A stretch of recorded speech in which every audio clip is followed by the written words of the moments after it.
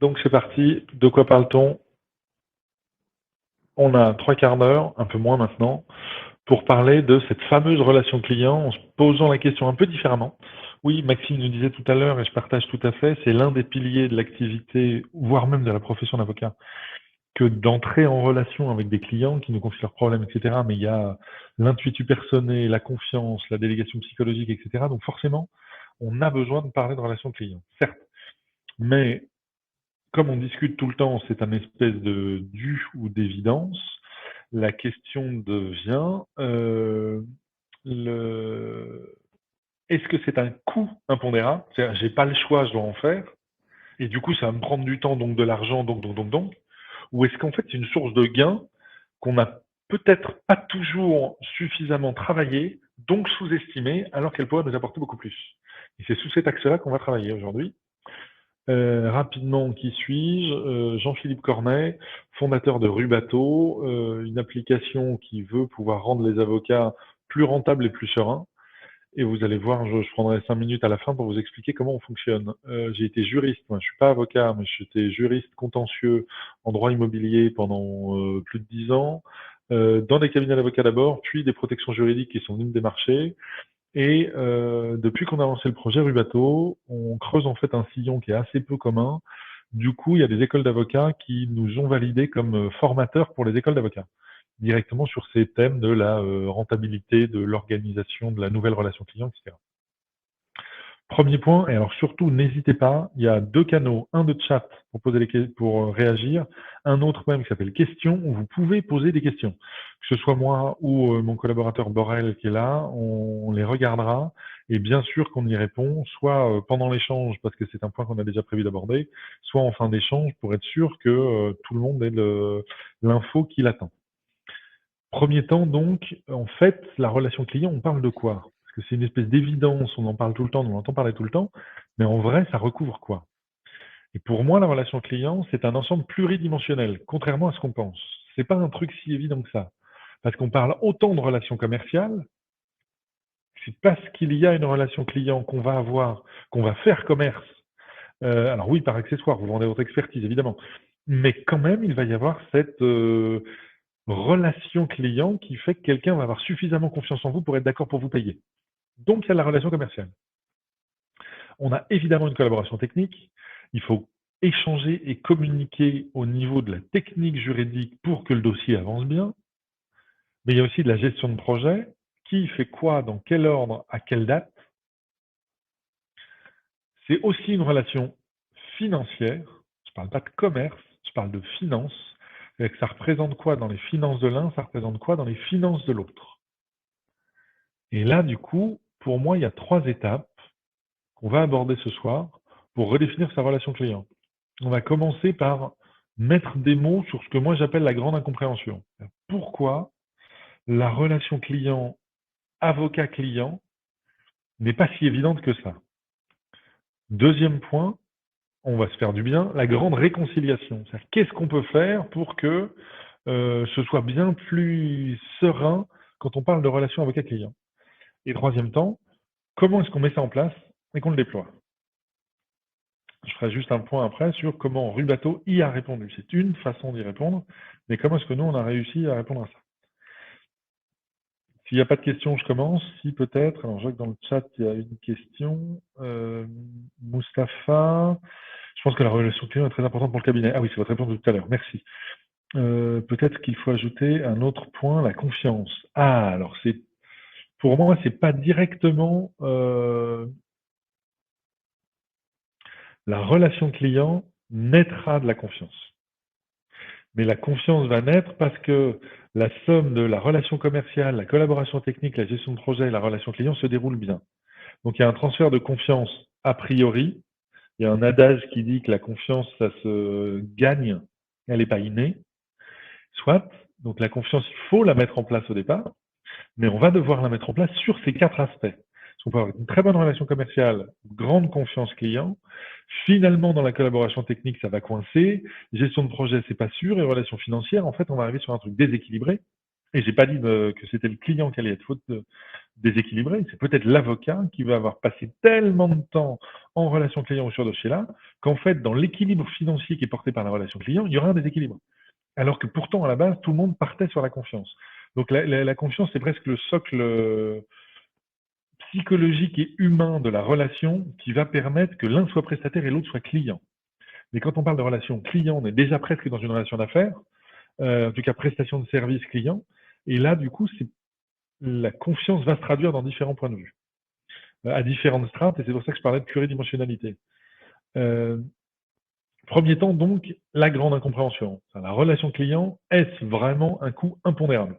C'est un truc qu'on subit, sur lequel on ne peut pas grand-chose, hormis subir. Organisation et relations clients, un constat sans équivoque, contrairement à ce qu'on croit. Une étude qui a été produite il y a 2 ans, 87% des clients sont peu ou pas satisfaits de leur avocat. Voilà. Je vais vérifier les chiffres plusieurs fois tellement j'y croyais pas. 87%. Ça veut dire pratiquement 9 sur 10. Quoi. Et quand on leur demande pourquoi, dans ces 87%, il y a les 3 premiers éléments qui ressortent. Mauvais suivi de dossier, manque de communication et une question sur les honoraires.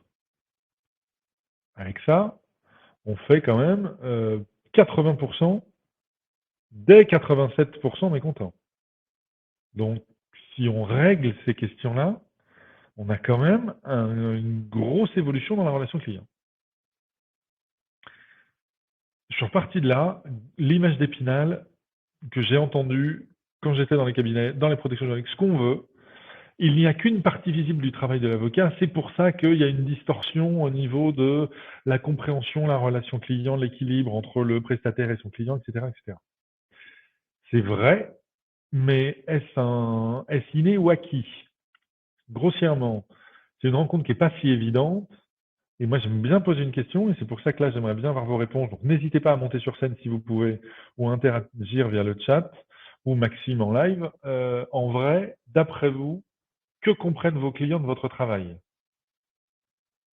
Et c'est une vraie question, hein.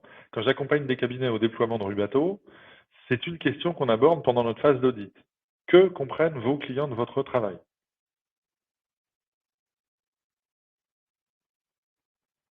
Maxime, un avis?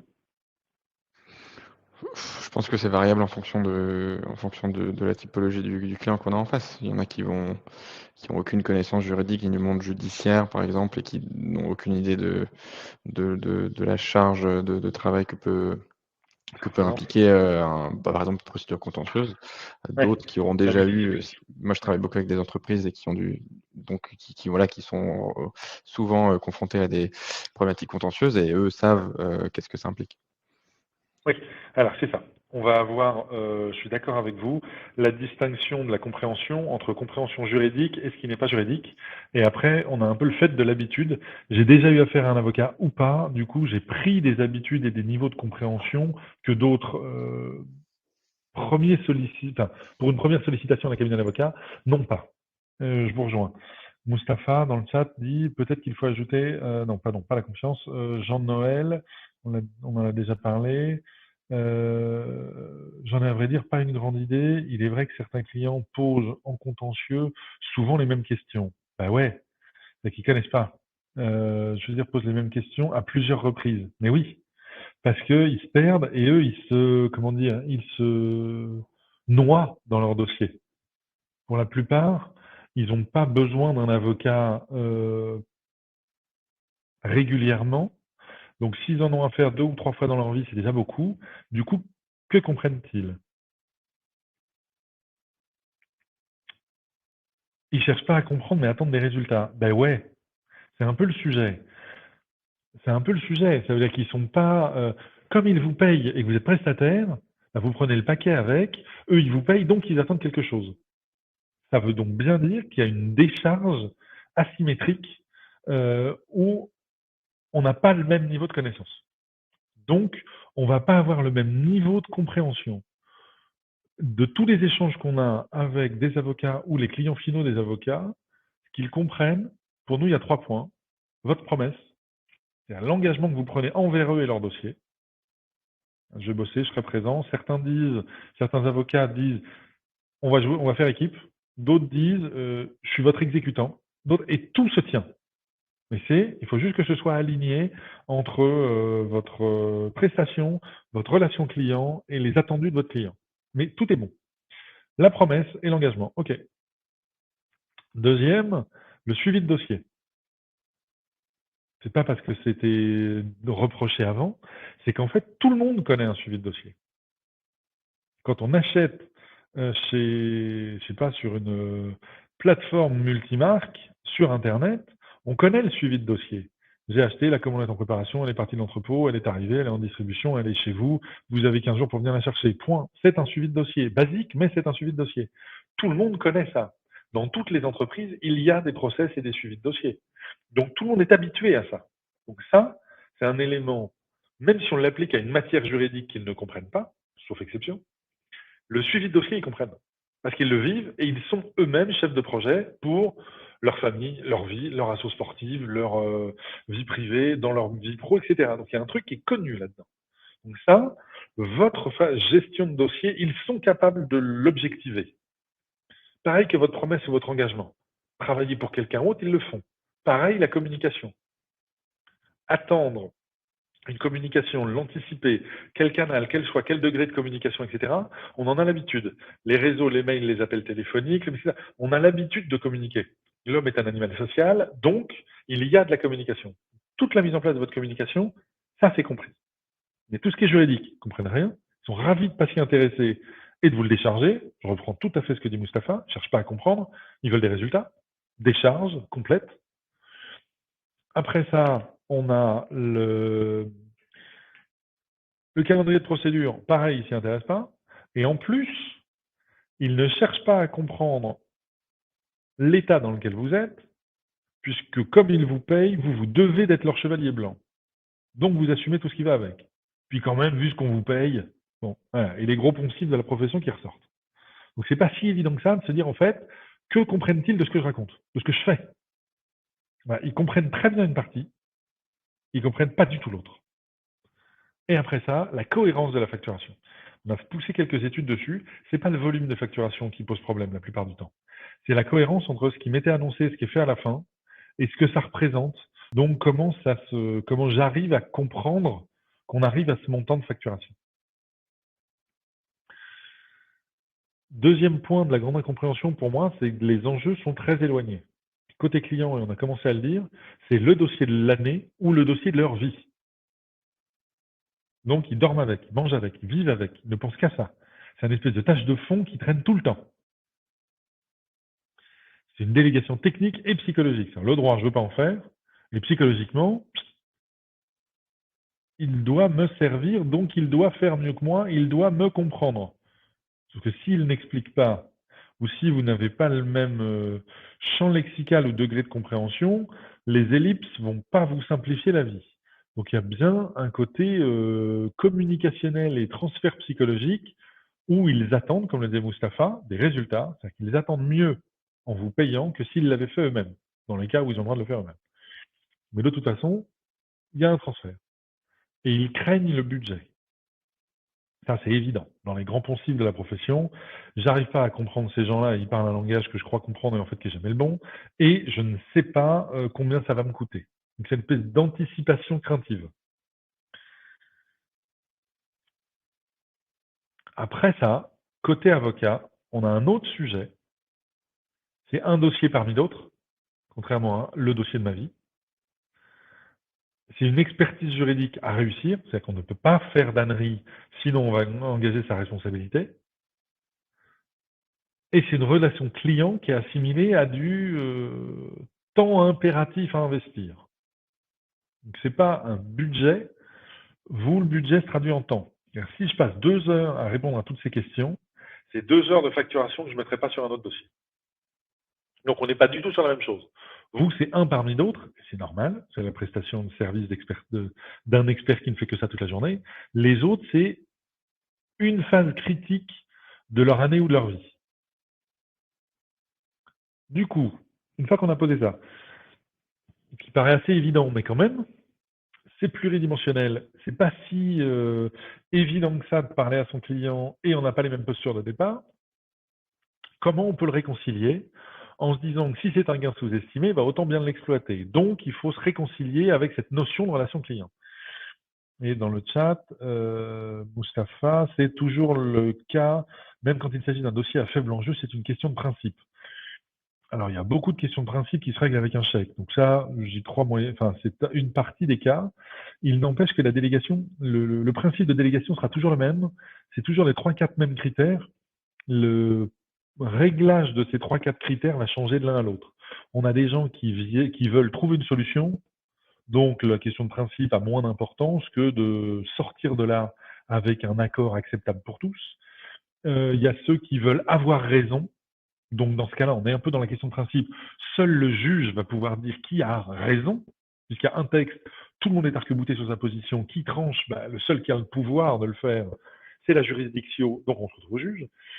Et il y a ceux, les craintifs contraints, ceux qui n'ont pas envie d'y aller, qui renaclent à aller au conflit, qui détestent le conflit, et qui le détestent tellement qu'ils ne sont pas capables de le gérer, donc se retrouvent dans des conflits pires. Et après, tout se cristallise, et c'est très émotionnel. Mais dans tous les cas, on a toujours les mêmes paramètres. Du coup, ça veut bien dire que c'est une zone de cristallisation qui mélange et de la technique, et de l'argent, et de la psychologie. Donc c'est forcément un attrape-nigo, et on se fait tous attraper dans des relations clients mal posées. Donc il faut investir du temps pour structurer ça. Je suis persuadé, et on le constate, que d'investir sur sa relation client, ça permet d'accroître sa rentabilité. Parce qu'un avocat n'existe pas sans client, c'est bête à dire, mais ça fait du bien de le rappeler. Parce que même dans votre serment, on parle d'humanité, donc on parle bien de relations humaines. Nécessairement, il va falloir parler à l'autre. Et alors, beaucoup plus pragmatiquement, quitte à s'y coller, autant que ça apporte quelque chose. Et que ça apporte quelque chose à tout le monde. Je n'ai pas dit rapporter, ça ne doit pas être sonnant et trébuchant, mais ça doit apporter quelque chose. Quitte à ce qu'on échange, autant que ça apporte. Donc, là, on découpe. La grande réconciliation, on peut donc l'envisager comme un centre de profit pour les cabinets. D'abord, gagner du temps, ça veut dire anticiper. Et à croire qu'on ne passe pas de temps à ne pas faire de communication, on sous-estime le temps qu'on y perd. Alors qu'en l'anticipant, on rationalise le temps qu'on y consacre. 2, on gagne en cohérence si on standardise. Et on va voir comment. 3, on va développer nos affaires en travaillant image de marque et recommandations. Et je vous avais dit, on fait rapidement un point sur la présentation, la réponse de Rubato. Anticiper, c'est ce qu'on a dit. Okay, c'est ce qu'on a dit. Gagner du temps, ça veut dire anticiper. Anticiper, pour moi, déjà, c'est ne plus subir. Question réelle que je vous pose, et je serais ravi d'entendre vos réponses. Combien de fois par semaine êtes-vous déconcentré par un client qui vous appelle? Vous êtes en train de rédiger un contrat, des conclusions, vous êtes en train de vous préparer mentalement pour une plaidoirie, vous êtes au beau milieu d'un rendez-vous client, je ne sais quoi, 06 machin sonne, ah, je vais répondre. Ok, c'est un autre client qui veut une info. Combien de fois ça vous arrive par semaine? Un certain nombre d'après les stats qu'on a faites. Ouais, Jean-Noël 10 fois, Mustapha tous les jours, ouais, on est d'accord. C'est en tout cas quelque chose de courant dans la profession. Avec ce risque de pointillisme. Je suis sur un dossier, on m'appelle, ça me fait passer sur un autre, qui m'en rappelle un troisième, et je me fais des petits points par dossier, je saute de dossier en dossier. Deuxième question, ceux qui vous appellent, est-ce qu'ils ont une vraie question? Ou est-ce que c'est juste pour l'avancement de leur dossier, parce qu'on m'avait dit, vous m'aviez dit, je croyais que, j'avais compris que? Ben, c'est plus souvent de la communication d'avancement qu'une vraie question juridique. Bilan des courses. Combien de temps ces appels entrants non planifiés vous prennent-ils par semaine? Eh bien, ça paraît étonnant, mais on a fait des calculs, des simulations. On en arrive quand même 50% du temps, ouais. C'est ça, on est à 2 à 3 heures par jour. Donc, à Jean-Noël, des 90% pour une vraie question, oui.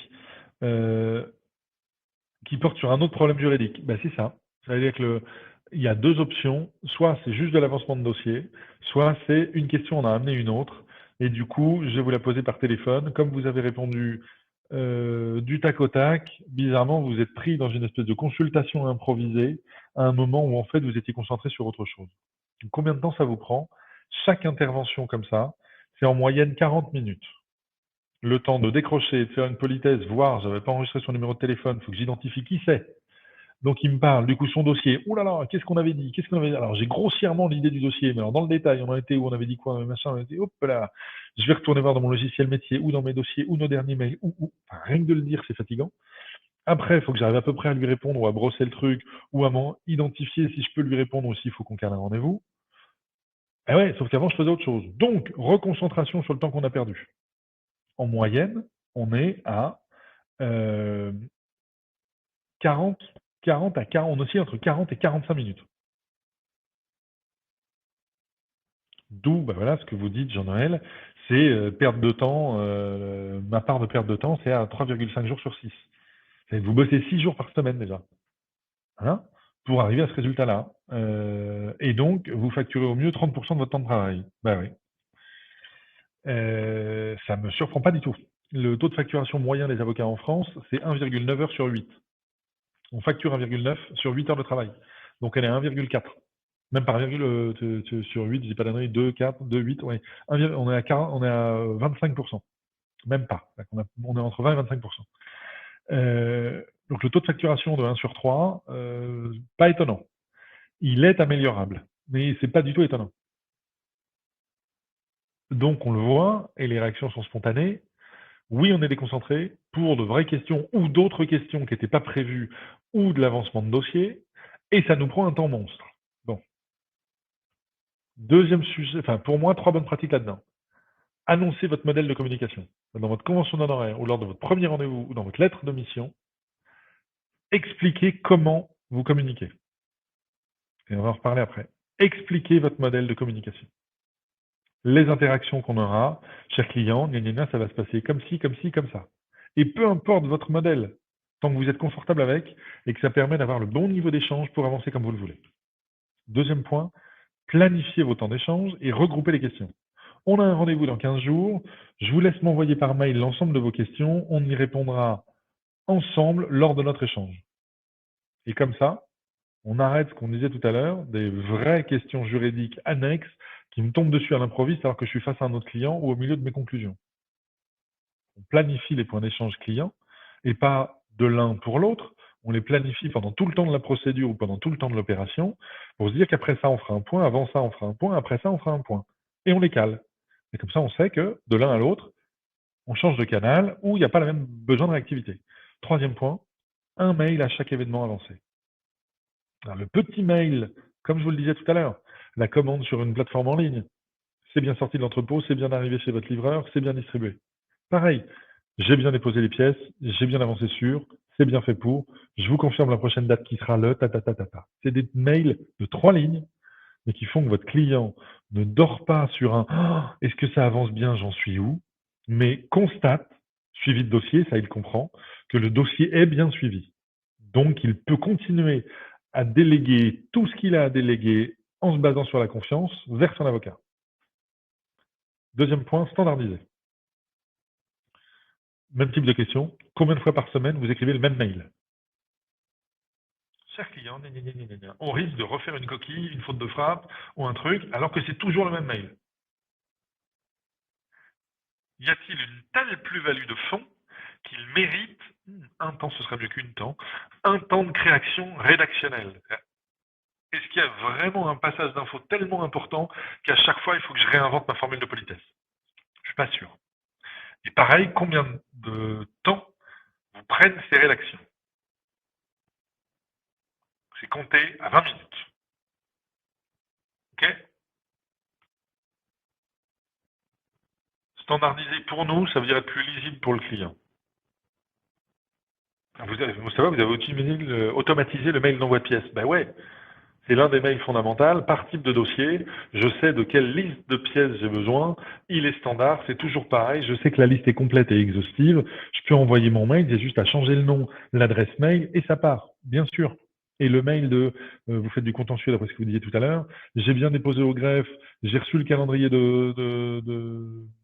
des échanges, etc., etc. Vous l'avez, c'est le même mail. Les dates vont changer. Il y aura une partie à changer, mais que tout le reste soit prêt et qu'il n'y ait que le fond à apporter en 3 minutes au lieu de 20. Et on avance. Donc ça rend plus lisible une partie que les clients connaissent. Et là, on a 5 familles d'étapes. Le syllogisme juridique, le calendrier, la gestion de projet interne, la gestion de projet externe, une fois qu'on s'est organisé dans le cabinet, comment ça rayonne avec toutes les parties prenantes, et l'administratif et la facturation.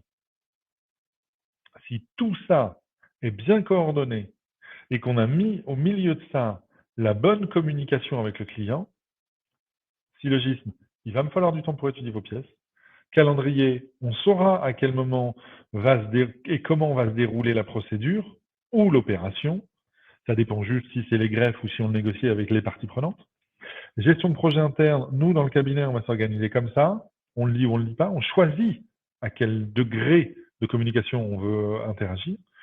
Puis la gestion de projet externe. Alors vous, je vous attendrai à tel moment, l'expert comptable, machin. Et au milieu de ça, quel est l'administratif et la facturation à laquelle je dois m'astreindre. Du coup, ça rebondit sur l'image de marque et la recommandation. Image de marque. Pour se différencier de la concurrence. Combien de cabinets, d'après vous, ont structuré la présentation de leur modèle? Bonsoir Maxime. Combien de cabinets ont structuré une présentation de leur modèle de communication? Très très peu en fait. Très très peu. On a l'habitude d'une relation intuitu-personnée, donc on reçoit les champs, on échange avec eux.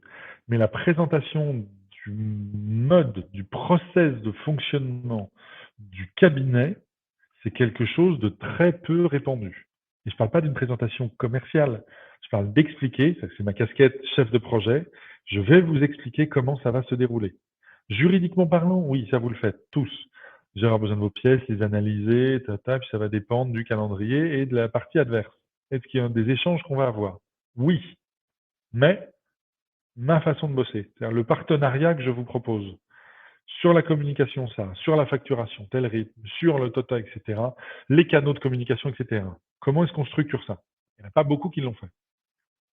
Moi, je vous préconise même de faire le lien dans votre chaîne contractuelle. Dans votre convention, lettre de mission, ça dépend comment vous parlez, cadrer votre communication. Ce que je vous disais tout à l'heure, le rendez-vous, d'ici là, vous m'envoyez les questions pour qu'on y réponde lors de ce rendez-vous-là. Donc, par mail, le téléphone, c'est vraie urgence ou en personne parce qu'on a un rendez-vous. Et au rendez-vous, j'aurai pris connaissance de vos mails et évidemment qu'on aborde le tout. Mais ne m'appelez pas en tout et pour tout, je ne répondrai pas. C'est pas un moment où je pourrais vous répondre. Pareil, les heures sup. Je le mets tout le temps. Mais planifier et standardiser votre relation client en disant que c'est à tel moment qu'il se passe ceci, qu'il se passe cela, ça vous permet d'être suffisamment à l'aise pour dire à votre client, j'avais besoin de votre réponse, ou j'aurais besoin de votre réponse à telle date. Si je ne l'ai pas et que je vous relance une ou deux fois, la fin de cette phase de procédure ou de négociation, vous m'aurez fait prendre du retard. Je vais me retrouver en heure sup à bosser le soir ou le week-end. C'est comme les heures sup de travail, hein, c'est plus 25%. Et contrairement à ce qu'on croit, ça fonctionne. Ça fonctionne très bien. On a plusieurs clients qui l'ont mis en place, ça marche. Et on en revient à ce qu'on disait tout à l'heure. Par rapport à ce qu'ils comprennent, cohérence plus prévisibilité égale crédibilité. Ils ne comprennent pas la matière juridique normale. Ils n'ont pas été à la fac de droit, ils n'ont pas votre expérience et ils sont ravis de s'en décharger. Par contre, le reste, ils comprennent.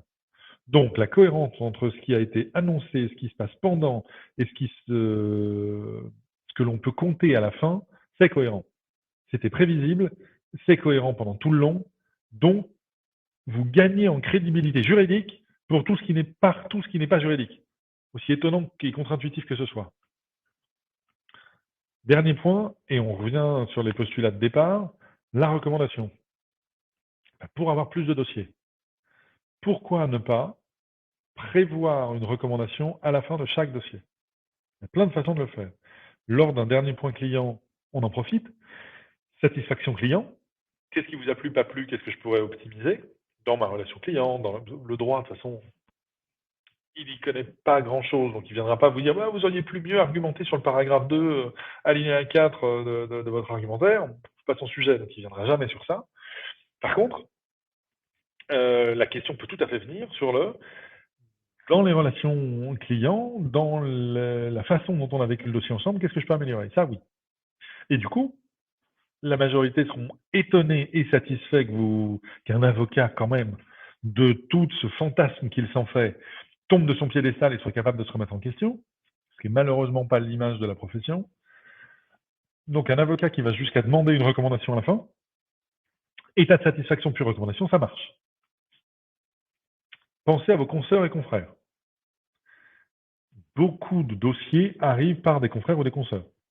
Parce qu'ils sont débordés, parce qu'ils n'ont pas ce domaine d'activité dominant, parce que, les particularités du dossier, etc.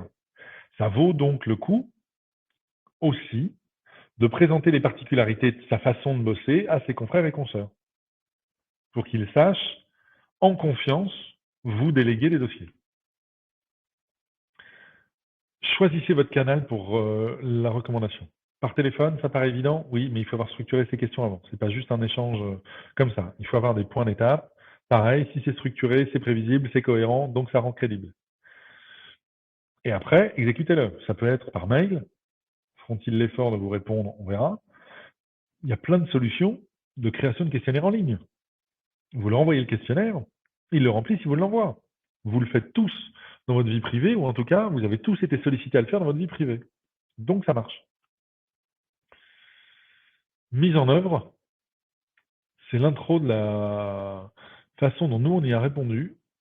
Choisissez vos canaux de communication. Quel canal pour quelle tâche? À quel moment du dossier je communique quel niveau d'information par quel canal? Et on choisit ces outils. Est-ce que c'est une boîte mail? Est-ce que c'est un système de chat sécurisé? Est-ce que c'est directement par mon site internet?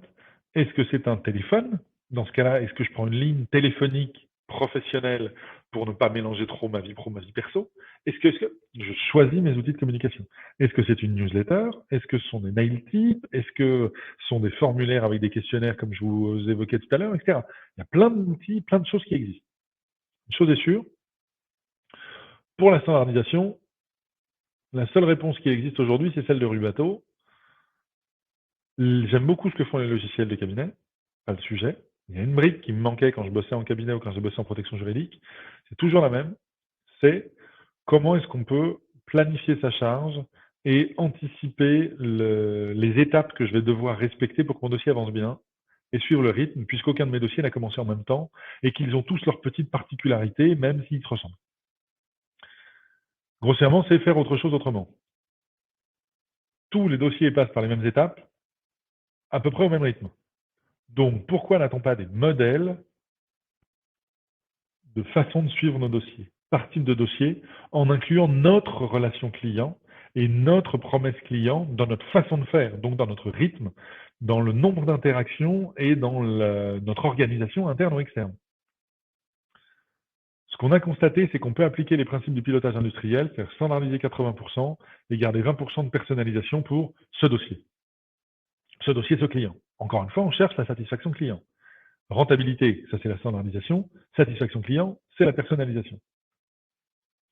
Du coup, ça va nous permettre d'économiser du temps, mieux collaborer en interne par rapport à l'autonomie et contrôle qui est souvent le lit de certains tyrans qu'on peut avoir dans la profession, qu'on a tous subi. Ça définit une nouvelle relation client et, bizarrement, ça augmente le nombre de recommandations et ça fidélise les talents. Comment on a fait ça? On a créé ce que nous on appelle une séquence. C'est ce que vous voyez sur la partie de droite, c'est-à-dire une chaîne d'étapes à respecter, séparées par des intervalles, et donc c'est la machine qui gère l'ensemble des dates, de l'ensemble des échéances de tous vos dossiers, dossier par dossier. Donc on modélise tout à travers une séquence qui nous permet d'avoir notre état d'avancement, nos rendez-vous et la date de fin prévisionnelle, avec un système de chat et un système de notes. Parce qu'on a pensé à un truc malin sur le dossier, ouais, mais dans 2 mois, quand il faudra écrire, j'avais pensé à un truc, j'avais lu un truc, j'avais écrit un projet de pouf, il est où? Et on repère 20 minutes. Comme tous nos dossiers sont organisés comme ça, la machine peut nous remonter quotidiennement toutes les tâches affectées par jour. Donc, to-do list quotidienne, automatisée. Restent les vraies urgences, celles qui sont tombées sur votre boîte mail au milieu de la nuit. Ça, imprévisible, vous l'aurez toujours le matin. Tout le reste, tout ce qui peut être standardisé et anticipé, si c'est suivi dans vos modèles, la machine vous remontera tout le jour J. Du coup, ça se traduit évidemment en agenda intelligent synchronisé avec vos boîtes mail. Et on peut créer ces modèles personnalisés, c'est-à-dire les séquences de son cabinet, les séquences de son cabinet pour soit utiliser des séquences de Rubato, soit en créer afin de se faire sa propre bibliothèque de suivi, ses propres process tenant compte de sa propre relation client. Et du coup, on a une vue de l'ensemble des dossiers et de leur état d'avancement. Bon, évidemment, je ne vous parle pas de tout, parce que je ne suis pas là pour faire la démo complète de Rubato, juste pour vous dire, il y a des réponses qui existent sur la standardisation de la relation client et du reste. Parce que oui, c'est un pilier, mais on ne fait pas que de la relation client. On fait aussi de la technique, etc. Et je reprends mes 5 familles. Syllogisme juridique, calendrier, gestion de projet interne, gestion de projet externe, administratif et facturation. Vous avez ces 5 casquettes-là sur la tête en permanence et vous devez toutes les alterner pour que vos dossiers avancent bien. Alors, dans les grosses structures, il y a des personnes qui se chargent spécifiquement d'un type de tâche ou d'une autre. N'empêche que l'associé ou le collaborateur senior, qui est un peu la cheville ouvrière du dossier, va devoir avoir un œil sur ces 5 familles d'étapes. Gagner du temps sur chaque dossier, ben oui. La preuve, en réfléchissant par dossier, par type de dossier, puis par dossier, si on veut être exact, on constate en moyenne chez nos utilisateurs une économie de temps de 3 heures par semaine. Parce qu'on arrête de chercher des infos de suivi de dossier. On centralise l'information et la communication autour du dossier dans un seul outil, où on a prévu, donc on peut communiquer, anticiper, gérer le suivi de dossier. Le fond, vous n'avez pas besoin de nous pour faire. Vous savez rédiger bien mieux que nous, il n'y a pas de problème. Et corrélativement à ça, le fait de ne pas avoir cette espèce de brouillard d'informations dont il faut faire l'effort de ne pas oublier la teneur, on constate une baisse de stress massive. Alors, évalué par un chiffre analytique, un ressenti, c'est un peu hasardeux. On a pris une méthode de calcul que je pourrais vous expliquer si vous voulez. En tout cas, moins 58%, ça veut dire que c'est massif. Du coup, je vous propose 2 choses, pour ceux que ça intéresse. Prendre rendez-vous directement avec Rubato pour une démo de l'appli et un coaching personnalisé. Donc, on échange vraiment sur le cas de votre dossier. Vous avez le lien là et Borel est en train de vous le remettre dans le chat. OK?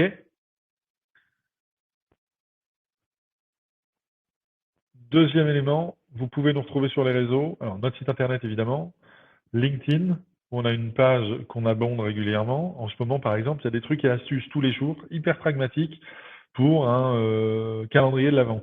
C'est pas étonnant, mais c'est assez rigolo de faire des micro conseils par jour.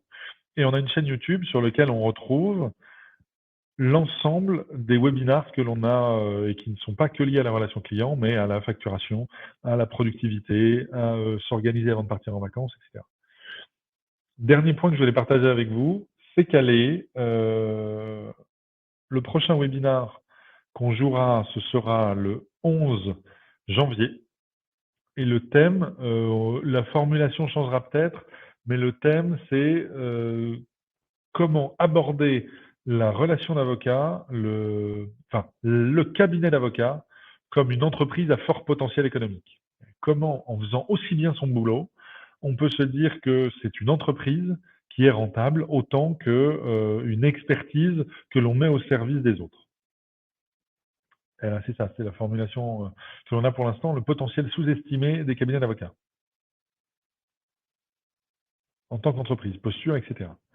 Est-ce qu'il y a des questions chez les uns ou les autres? J'ai dépassé de 3 minutes le format, je m'en excuse. S'il y a des questions, j'y réponds.